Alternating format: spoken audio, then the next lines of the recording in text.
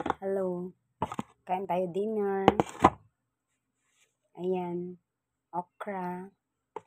Pinakulo ang okra lang. Tas suka na may asin. Ito lang kasi pwede sa akin.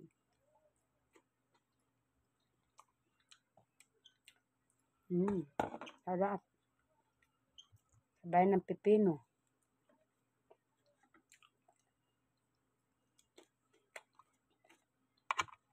Hindi na ako nakapagluto kasi pumunta akong Balintawak, gabi na ako nakarating. Karabing traffic. Tinamad ako magluto ng ulam. Pagkain ko. Magpakulo na lang ako ng okra na dala ko galing probinsya. Bumili rin ako ng guyabano sa Balintawak. Murang-mura lang. 30 lang kilo.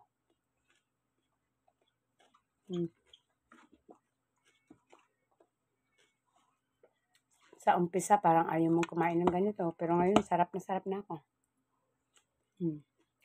Bang? Pinakain ko na Monica, ang binigay mong okra.